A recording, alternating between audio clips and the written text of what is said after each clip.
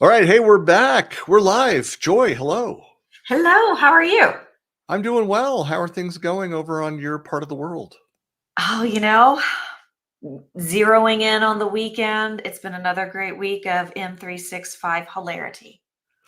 Oh yeah. Oh, and that's when you say hilarity, there's actual funny things and then funny things that hurt and make you cry. So both.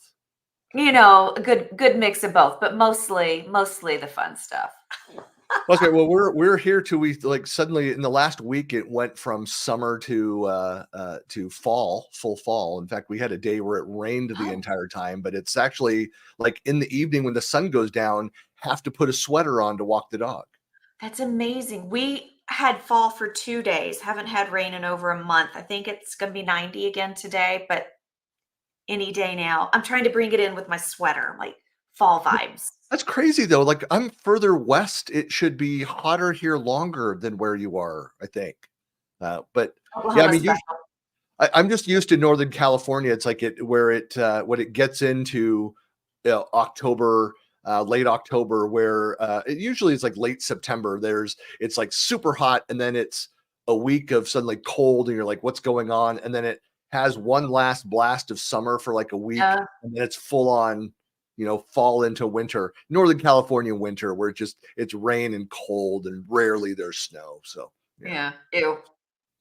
Well, fun. Well, we've got a great topic here. We're without Ragnar today, so I think he is doing. I think there's like one of the AI tour events or something going on, or he has other client meetings or something, so he wasn't able to fit it into his schedule. But for all of you, welcome to another episode of Guardians of M365 Governance. This is episode 10. Like we're Wow, humming along. perfect 10. I know. And we've got a perfect guest for a perfect 10. Yes. And I'll let you. I've got like a brief intro. We'll bring her in, but the series for those that are new, it's a monthly webcast focused on the rapidly evolving and expanding Microsoft 365 governance story. Our goal here is to share insights, best practices, and the latest information about new governance features and capabilities within Microsoft 365. Every product has a governance story.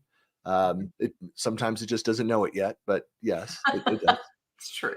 So this show is dedicated to everything governance within the Microsoft 365 ecosystem. So if you have questions or comments or thoughts on what we should cover or guests that we could have on our show, of course, please comment, share that information. Even if it's you. That's right. So I don't know, do you want to introduce our guest here? Oh, I would love to. So we have with us, she's a rock star in the community. If you've Googled Microsoft 365 or SharePoint governance, you're going to see Nikki Chapple. And dual MVP as well, both M365 and security. And she's is it principal cloud architect? I guess we could add her in. And Nikki, what's your official title there at CloudWay? Yeah, I'm a principal cloud architect. Well, welcome. Yes. Thank you very much for inviting me. Anything else from your illustrious career that you want to highlight here? I've been working out, actually. I've been working in the IT space, or I would say the translator between the IT and business, for 40 years. So I started off, I was talking about it earlier on, punch cards and paper tapes and big mainframe computers. So like my first job was like looking after the, I suppose, records management, then the open reel tapes and making sure that they go off to disaster recovery. And then I went on to like the looking after the capacity of the mainframe computers. So actually phoning up the developers and saying, you're using too much space, get rid of it, because it was so expensive. And now we just don't care, do we? Hey, just keep filling it up.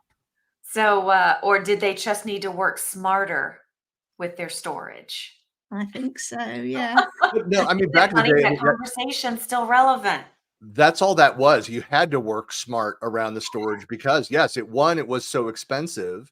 And then two, if you like, because I worked in the early 90s when I got into tech. So it's been 33 years for me. At that stage, working with these huge data platforms and on the back end and working with internal customers that were doing these massive queries against this data, if you wanted you to get a result for your query in a timely manner, like in a day or two, it had to be pretty refined down the data that you were going for. Right. There was no such thing as real time. And which is, it's just amazing now in the 30 plus years I've been in tech, how much things have sped up and changed. But being in the data warehousing world, that the drop in the price of storage has been incredible. But even with the decrease in the cost of the actual storage, there's still the performance of those systems. And I don't think it'll ever not be a relevant conversation. We're not as constrained. It's not, it is a physical thing, but it's not as physical or cumbersome as it used to be, but it still ain't cheap. Yeah, I think when people can't see it and they can't touch it, it's not top of mind. If you've got a physical room and you've got to put more things in it. We were talking last time, Joe, weren't we, about the analogy of your wardrobe. So, yes. You keep buying things and you're putting them in the wardrobe. There is a finite amount of space. At some point, you're going to have to say, I'm going to have to remove some of my clothes from there. Whereas if it's kind of not visible, you just keep putting it in, and it just seems unlimited. Yep. It's the Harry Potter. It's a Hermione's that bag that she carries. Yes. You put everything in. That's what most people say. Well, that's it's funny when remember about 10 years ago when everybody started talking about the big storage and they started talking about these massive data the issues, and I just thought it's like, well, we're all like that. Companies have stopped purging information.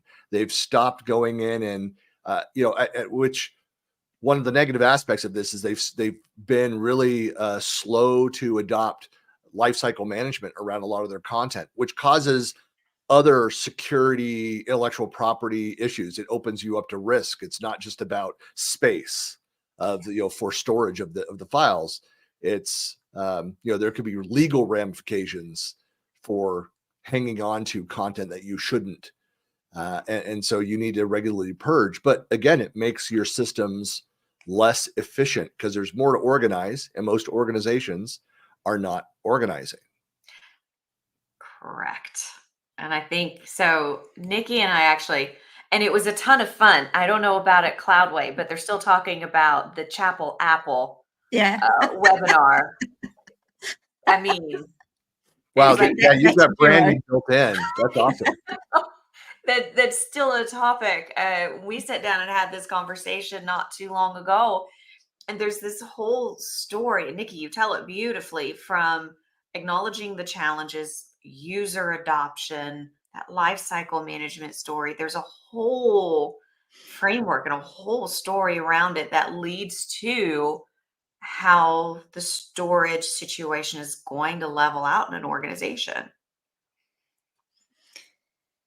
Yeah, I think it's kind of, I suppose, difficult, really. I think some of the reasons is the lack of ownership of data, isn't it? It's just kind of items and they put it there. And I think part of the cause of this was we were told that it was safer in the cloud.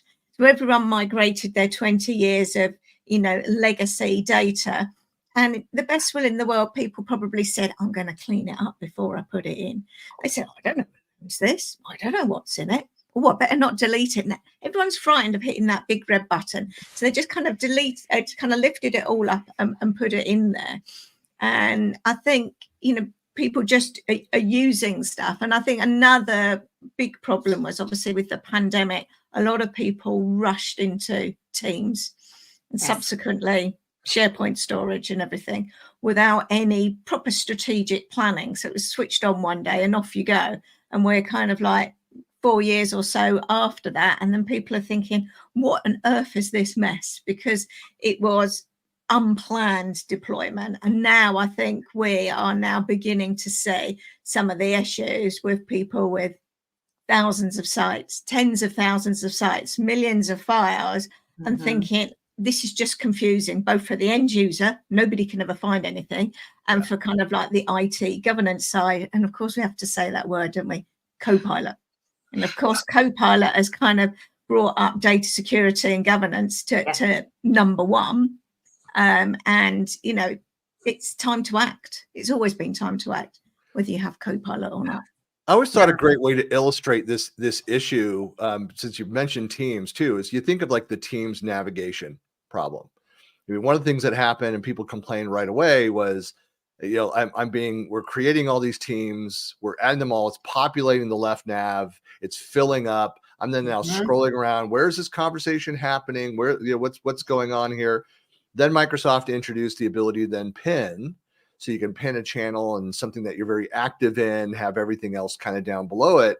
But you still didn't have a way of archiving old teams. If you moved things, if you like had project A and project B, and then project C was started that kind of consolidated the two, there was no easy way to go shut down A and B and merge things up. And so we've matured a bit. We have more tools. People better understand what can and can't be moved around those things, but you can also then go and archive and clean up that navigation. You know, but there's still a mess around that. And part of the problem is it got messy. So what did people do? They left their mess behind, and then they started to go, and people realized, oh, I can go create a chat with Joy and with Nikki and myself, and we start sharing assets. It's like, wait a second, those actually belong in their respective projects, not the three of us doing that. So it just has gotten messier and messier and messier, where you have, again, IP, documents, files, data sitting in areas where they can't be properly tracked and audited, where people, the stakeholders of those projects, don't have visibility into those things. And then one of us or all of us leave the organization, and where is that content? And so that's another reason for needing governance to redirect people. It's like a constant training. It's a constant, like, you think of like the community champions that see that this conversation's happening in a chat where it really should be happening over in the team and the channel where it can be tracked and viewable by everybody. Searched, found, co-piloted, sure. Because if it's going to operate on the graph, it's those permissions. So if the whole team should be aware of those conversations and those documents and those things, it should be in the team. And I think another kind of historical reason why we've got there is traditionally IT would have been in control of the storage. You think of SharePoint Online, it was always the remit of IT were the guardians. With Teams, anybody could create anything they liked. So you're devolving responsibility through to the business, but we haven't really devolved responsibility. You know, we've opened it up in a lot of cases. Some organizations are governing it, but in those scenarios where they've opened it up, have they actually done the kind of the proper training by creating this team? You are responsible for that. That's your data. It's your responsibility. It's not IT's responsibility. It's yours and your team sort of thing. So I think there's a whole lot of that transfer of responsibility, that if we're going to allow people in the business to manage these assets, they do need to manage the full life cycle. And I think that kind of balance is wrong. We think it's really exciting, you know, governance from the IT space, from the business side, is they don't care less really about the governance. They just want to get their work done. They'll use any tool that they like. They already think Microsoft's too complicated. So it's trying to find a way where we can say, actually, let's make it simpler for you. Let's make sure you understand what the data is, what your processes and responsibilities are. It's got to be a good relationship there too, because like you said, the last thing the business needs and the last thing IT wants is to have to be in charge of the business data, because IT can't know when something's done. But if there's not an easy way or a tool or way that feels safe for the business to go, I'm done with this, but by law, I need to hold on to it, or I may need to reference it for the next year, so it can't be deleted. And there's always a lot of fear around that archive and delete mean the same thing. So we're so scared to do it because what if I can't get it back? Yeah. I love the word, guardrails around this, where people want to feel, like they're free to go and get their work done. And I think back, I started out as a SharePoint MVP. I'm still, heavily, involved in that and the content and talking about writing about SharePoint related topics, because that powers so much of M365 on the back end. But early on, you saw SharePoint administrators locking down completely their environments, and the natural path for end users for a lockdown system is they want to get their work done, so they will go around it. So you have rogue IT, shadow IT popping up all over the place. And one of the biggest culprits is email.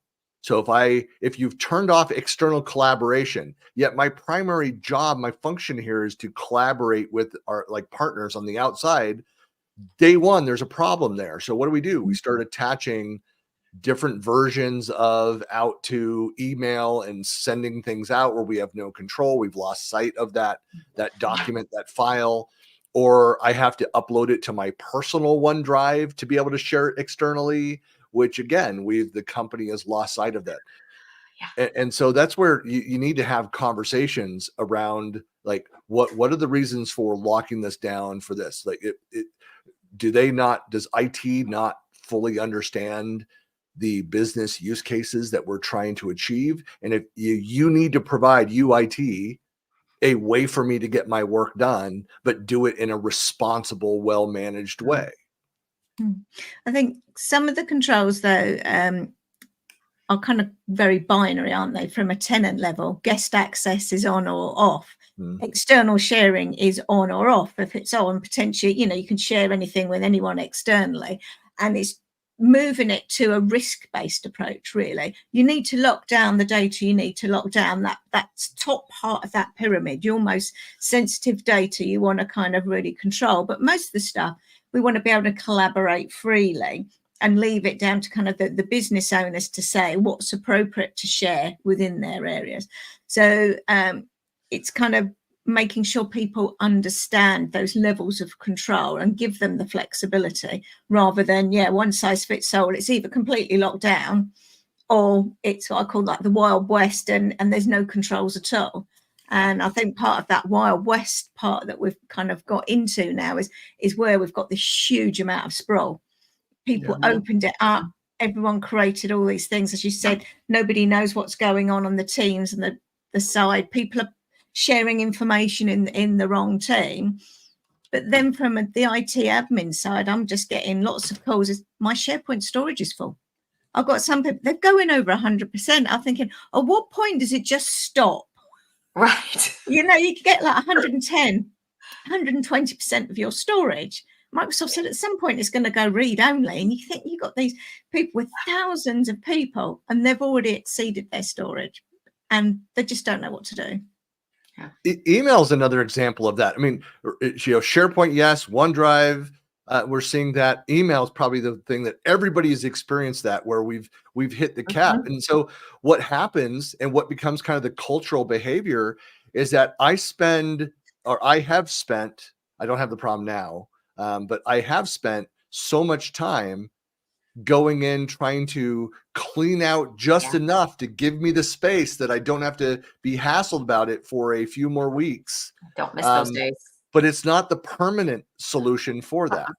I mean, that's why I love there are features. Microsoft hears this, and there's things that are lower level. There are things, of course, the admin level that you can do across the tenant, but things like limiting the number of versions and automatically deleting the older versions. If you want to keep a history, what you do is you take a version, like a timestamp, you rename the file, save a copy off to have that historical view.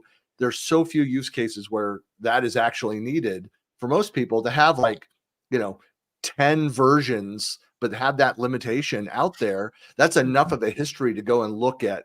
Hey, I need to change back to something 5 versions ago. But I love that kind of feature that again it's a guardrail that automatically takes care of that and greatly reduces that volume of clutter. And I think also with those automatic controls is it gives you lots of versions while you're actively collaborating on it. But if you haven't touched it for 2 years, do you really need all the versions? So I was doing some tests and I was trying my own OneDrive as a guinea pig. I had one 200 megabyte PowerPoint file. I had like 114 versions of it. And it was like gigabytes worth of data. I hadn't touched it for about 2.5 years.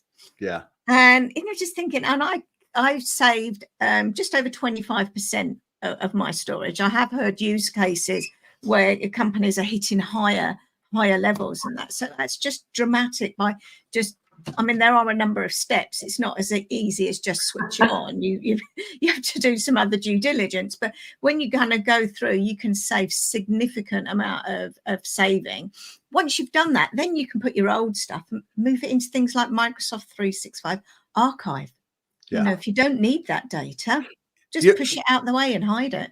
Here's the thing, though. This is more of like speaking to the cultural aspect of that and of the hoarder's mentality. I had a good friend who owned all for this organization, all of the servers. There were hundreds of servers that were out there with multiple things that were out there.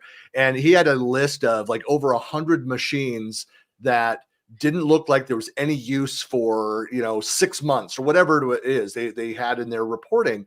And so they had a process where they would go and notify the admins, any names they could, like, hey, these 100 servers are going to be shut down. There's no activity if you don't speak up. And out of that, 2 or 3 of over 100 people responded like, no, hey, this is still valid. And there were a couple others that are like, oh yeah, I forgot about that. Yeah, go wipe it, take it. That the physical servers that they were trying to repurpose because it was expensive to go and buy and set up and run these servers. And so then they do the next wave is they say, well, if there's no response after 30 days, then we remove their access, but we keep it there. 60 days later, then they would go and wipe the machines down. And inevitably, so they'd have a trickle of people that would respond at each of those steps. And inevitably they would wipe the servers and somebody would be like, hey, I went to log in and it's gone. They're like, dude, you were 90 days plus of not responding to every single message that it went out. Like, sorry, it's gone or it's backed up, but it's now on tape and it'll take you a few days to get to that data. But that's part of having that process. That is governance. Yeah. And I think having that phased approach is really, really important. It shouldn't just be, again, binary. And that's some of the problems with things like the expiration policies, the enter expiration policies on the groups. If your group is inactive, it notifies the owner and says, do you want this? Yes or no? And if you say no, it's a hard delete. It's all gone. That's a bit too much. So being able to have that staged approach, well, let's make it read only. Let's remove all the members from it and just keep it there for a while. And then, then move it to archive, keep it there for so long. And unless there's a business necessity, delete it after so much. But I think everything should have a beginning, a middle, and an end. Yeah. And we have a beginning. If somebody needs access, they're going to email you, hey, I can't access this file. Give me access. And then after that, kind of, you're working on it, but nobody ever removes themselves. Nobody ever closes a team down and say, my project's finished. Where shall I file these documents I need to keep? It's just kind of pushed in a corner, isn't it? Just move on to the next one. Yeah. It was interesting. One of the larger customers that I work with had a new report that showed them they had 11,000 workspaces that had been created. So could have been teams in their SharePoint sites or just SharePoint sites created, but never used. Wow. Yeah. Now, an empty SharePoint site doesn't take up a lot of room, but 11,000? Yeah. Wow. Well, that's why I love as part of the, establishing some simple policies. And this is a great place to go and automate. And whether you purchase a third-party tool, there's a number of them that do this. You can go and build scripts. You can build Power Apps to go and automate a lot of these things. But to have simple policies, like in that exact example, it's one of my favorites. It's like if a new resource is built, a SharePoint site, a team, something, and I say 30 days, or maybe you put 60 days where it's never been used. It hasn't been accessed. It hasn't been used. So it's new and unused. I say 30 days of that, then you lock out permissions, and then another 30 days archive it. Yeah. Because like, was this trip really necessary? Right. So it could have been that somebody was learning and they were building some things out, but 11,000 times, that's not what's going on. We know at least half of those were Bob's test, Joy's right.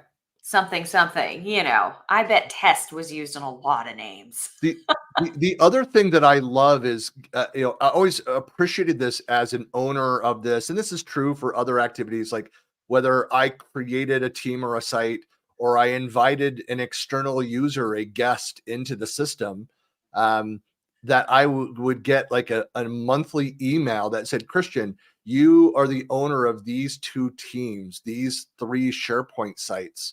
Are they still valid? Are they still needed? And I would get those every single month. So I'd be like, oh no, that was shut down. I should have archived it. I could say no to that one, yes to the other 2, and then it would kick off that process. So it was a way of driving accountability back to the owners of what they went and created. So somebody who did create 30 test sites, hey, are these still valid? You could be like, no, okay. And it will just archive, delete, whatever, all of those sites like that. That is a great policy to have, where it's low friction. People aren't feeling like, hey, this is overburdening me with having to go do things. So it's an email with a form responding to the things that I own to validate that they still should be in place. I've seen other use cases with a large organization. It was like companies within a companies. There was like 5 organizations, and they were cross-charging. So they were capturing the metadata and writing it to the property bag. So they were doing like Power BI reports, and they were getting like really full. And there was like a lot of old stuff. They hadn't done any governance. I said, well, why not just kind of equate how much that's actually costing? Send them through to the business departments and saying, actually, I'm going to start charging you for the SharePoint storage because this is what it's going to cost if we're going to have to buy more storage. That then suddenly got people thinking to say, actually, if I don't delete any of this, I'm going to have to buy, more storage for my business area. Because again, it's got something tangible there. If there's no cost or you can't see it, you don't perceive a value in it. Yeah. Oh yeah. We'll just keep it forever. It's going to cost you. Yeah, get rid of it. I've worked with a couple organizations where they tried to, as part of treating IT as a cost center and doing it like a chargeback model for the thing. It was like internal. It wasn't meant like, hey, you're going to write us a check for these things. It was more of an identification. Like, are you aware of how much the services that this team is using from IT over this, and is it being efficient with the use? And I mean, different things that happen, and there's a larger kind of culture of IT and a large enterprise organization around it. Like some were just like, well, this is really expensive, we can do it cheaper, and then they would go and try like no, that's not an option. That's not the purpose of the exercise. But to your point, it was helping them realize the things that you have out there. This is what it's costing you. It's costing the company. And so are there ways that we can make this more efficient? Because with, at my core, I'm a project manager, and it comes down to time, resources, and budget. And so to be able to see, here's what we're doing, and here's how much of my budget it is consuming this activity, I might then go and change my behavior so I can get more of what I want out of the funds that I have in my limited budget. Every technology, right, has a type of governance that goes with it, like you said, but every aspect of that is going to have a requirement to inform the business, right? There needs to be awareness. Nikki, you had an image in our webinar that we did.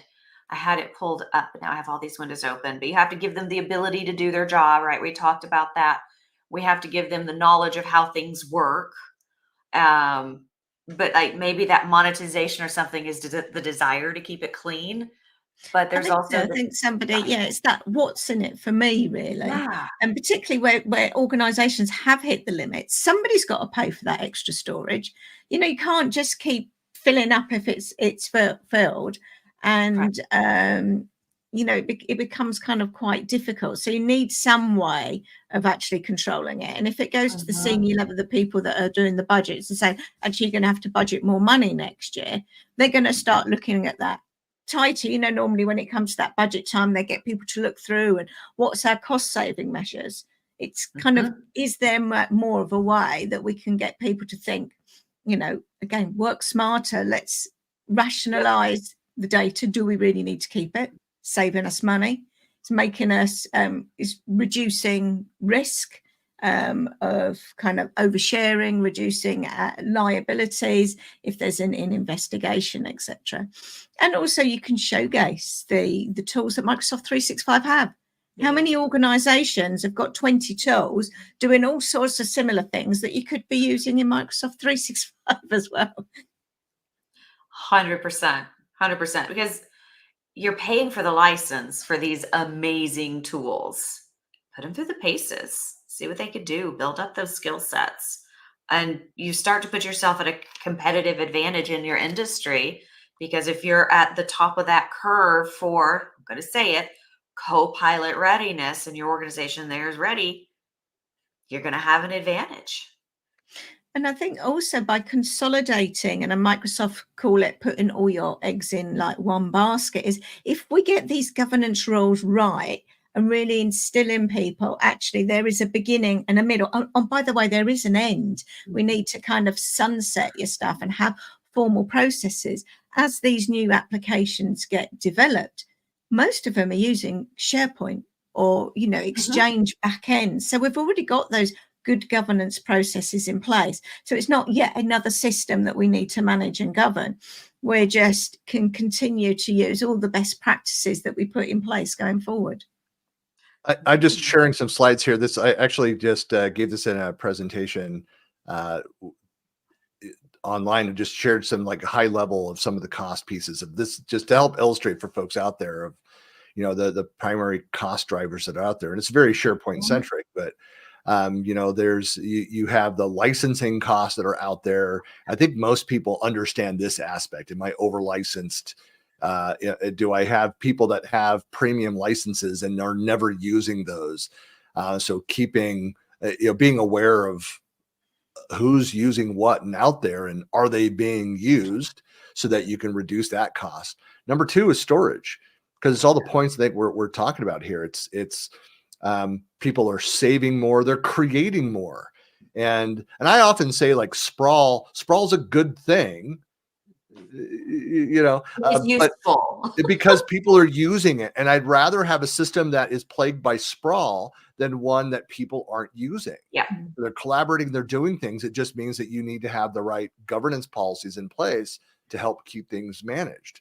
But here all the different scenarios that increase the cost. And then the last part is the consumption. And so and this is something that is going to increase. Copilot has the consumption rules, Power Platform, things that are around there.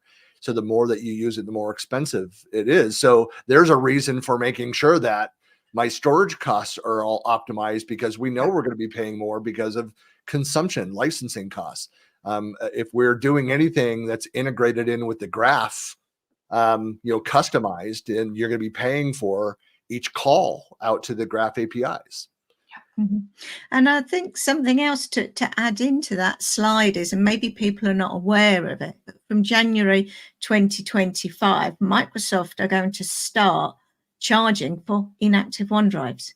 So what used to happen is people used to leave the organization, and by default, the OneDrive gets deleted after 30 days. But we know people are not necessarily working in the optimum way in teams, and they've stored all of their data, and they've filled the 1 terabyte up and say, we've got to keep it. So either people were putting very long retention on that, or just kind of removing the license, but not deleting the user. So there was a lot of OneDrives left. Now that's using up a huge amount of storage, and Microsoft have got wise for that. So they're saying that if you are keeping an inactive OneDrive. So that means if you've removed the license or you've deleted the user, or it's some form of like proper retention, e-discovery hold or a retention policy, then it's going to have to be in Microsoft 365 archive, and there's going to be a cost for that. So anything after 93 days, which is kind of the normal recycle bin allowance of SharePoint. So there's a new report in the SharePoint Admin Center that you can go and have a look at, and it'll tell you how many people are in this state that have got OneDrives, accounts that are more than 90 days, how much storage it is. And if you don't enable Microsoft 365 archive, you've lost the data. So if you've lost the data, you might as well delete it. So I think, again, that's an optimum time of saying, what are we going to do with this? And it's, when I was in my consulting days, I mean, so many times we get panicked customers calling because somebody left the company and that OneDrive went, the user's gone and it went away after 90 days. It's like, we need to have it set up to assign to their manager after a set period of time. Well, we don't have that in Active Directory. It's like, well, then you need to work on that, right? You need to be aware of what happens as employees get offboarded, what happens with that content, how many business critical files are in people's OneDrive only being shared through shared links. That's a big conversation. Yeah. Two of the most common scenarios I've talked with your customers is onboarding and offboarding, automation around governance around onboarding and offboarding, because so much of this, if you go and again, this is something that it can be very low impact to end users and how they're collaborating because those guardrails are in place. But to make sure that we automatically, this is how we handle those things. And so when somebody leaves the company, the automatic reassignment of every asset of every team, all ownership to their manager. Managers hate that. They want to just give it all over to IT. But I mean, it makes sense to be at the lower level of where people understand the content, the context to that content. Yeah. And the manager's going to quickly reassign it to someone else because they're not going to want to have the responsibility. Or they're going to leave the company themselves, of course. More reason to be pro governance and putting stronger guardrails and policies in place to automate it so it's less of a burden. Yeah. Get it out of the way. Don't worry about it. Train, educate. It's like it just makes me think of, I remember I thought I was so smart when I was a kid, and it was like my mom said, my brother and I that shared our bedroom, like, you need to go in, you can't come down, eat lunch until your room is clean.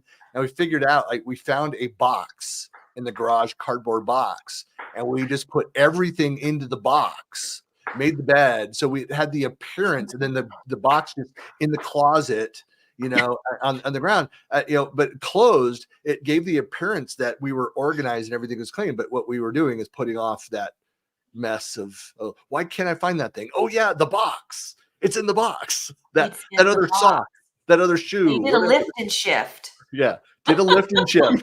There you go.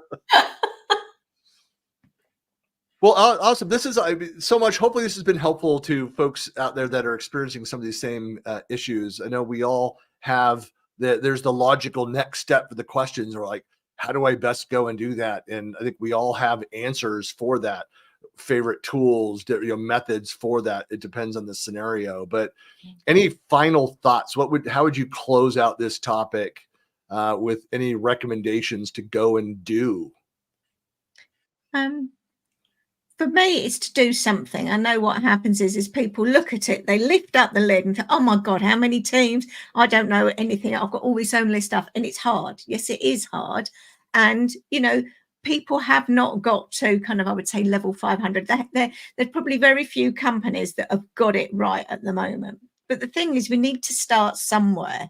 And for me, it's targeting the ownership. So where you mentioned, Christian, about the list groups, teams and sites, if we can get somebody that's responsible for it, then we can start contacting them, even if it's just via email or something, say, hey, here's the list of all of these teams and groups and sites you own. Do you need them? So it doesn't have to be big, and also I would say try and focus on your priority. So if you know where you've got sensitive data, those high risk areas. So for me, the analogy is, how do you eat an elephant? One bite at a time.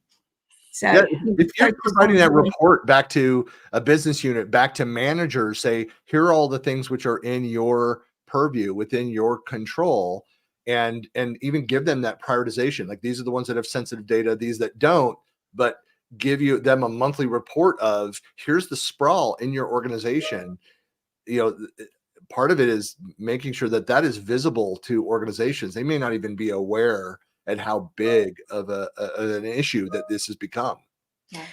And I think the other thing for me is, where does ownership lie? So when you look at like a traditional security role and the 5 pillars of zero trust, believe it or not, data is there, but your traditional security expert doesn't deal on the whole with data security. They might start touching the DLP side, but when it comes to the governance side, it falls outside of their remit, and compliance falls outside. So often it becomes onerous even within IT. Yeah. The business aren't going to do it on their own. Someone has to champion this, and you'll probably need somebody in IT, but it's finding that right role, that somebody that's going to pick it up, because it often gets lost. Excellent. Well, thank you so much, Nikki, for staying up late for us. Yes. That's okay. Thank you for having me. very much. And thank you to everybody for watching. Of course, I put this up again. You can follow us. Ragnar will be back for the next episode. So I think for November, I believe we have one of Ragnar's clients in deployment. So that will be interesting to go through some real world deployment, what they experienced around that. And then to close out the year, and Nikki, you mentioned briefly there the maturity model, and in your comments, we're going to have Sharon Weaver come back, and we're going to do the in-depth.